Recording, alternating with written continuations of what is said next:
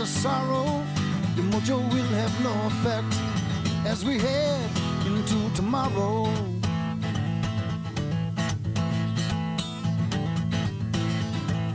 I had a great childhood in Stanley Road where I lived, in Woking. The actual house was like a funny little old Victorian, 2 up, 2 down, tiny little place. And a fantastic family, my dad especially, were very, very close. We'd always spend loads and loads of time together. And he'd always be taking us out over the woods. Every Sunday morning they'd go over to the woods. So I used to clean the house and get the dinner on. So they used to go over there and they'd play cowboys and Indians. And I'd be up a tree with a bit of stick going like that. And people would go by and go, you know, and some little woman would knock her over and say, look at this guy. Well, Nikki's his sister and she's 4 years younger than him. You could let them out and you could go off and you didn't have to worry about people or things happening to them, so they had a lot more freedom. Financially, yeah, there was something missing, but then love compensates for that.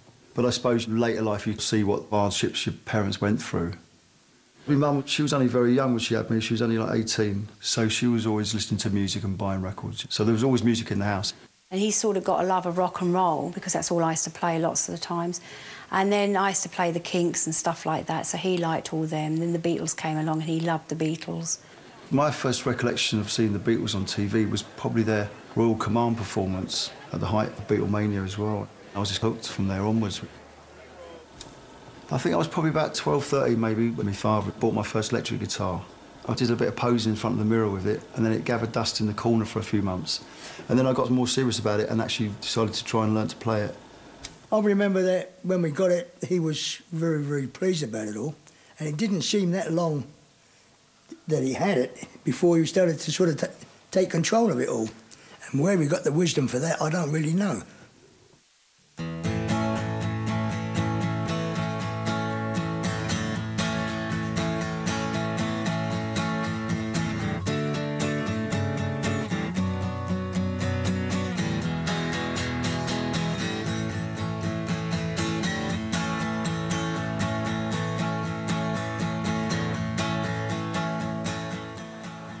I hated school and I hated authority and I hated being told what to do.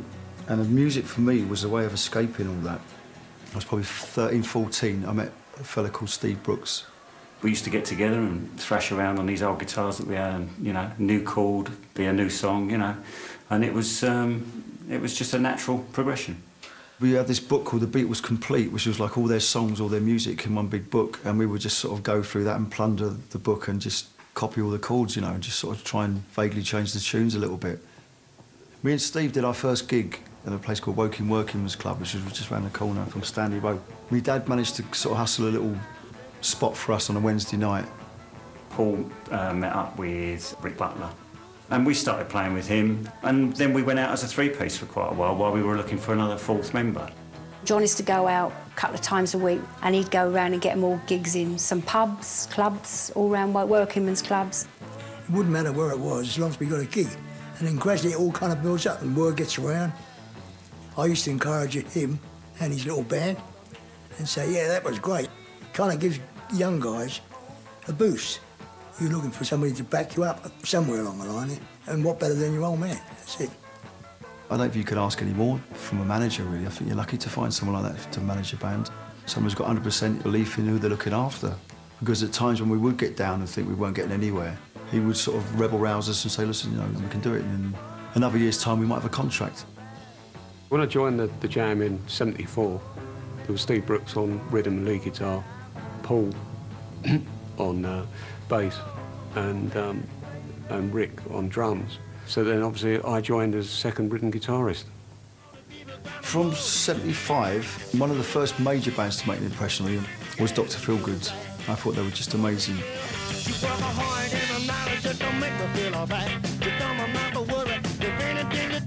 Probably one of the first gigs I ever saw.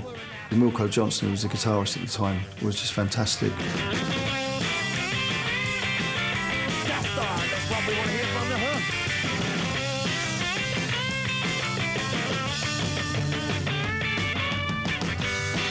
And they had this kind of thing with like suits and kind of 60s.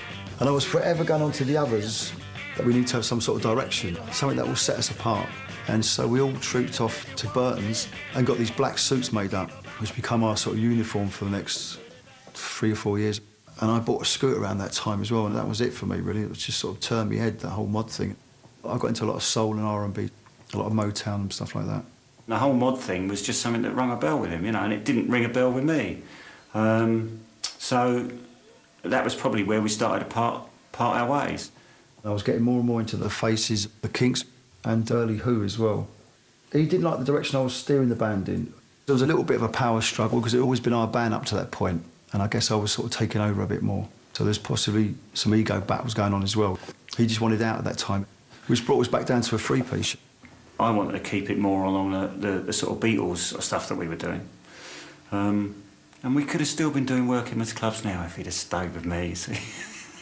When Steve left, we had to rejig the lineup, and Paul wasn't, at that time, he didn't seem that happy playing bass and singing, taking lead vocals. And so he just sort of shoved the bass to me. So it was kind of forced upon me, and I just said, well, just show us a few bass lines, which he did, and just worked on it.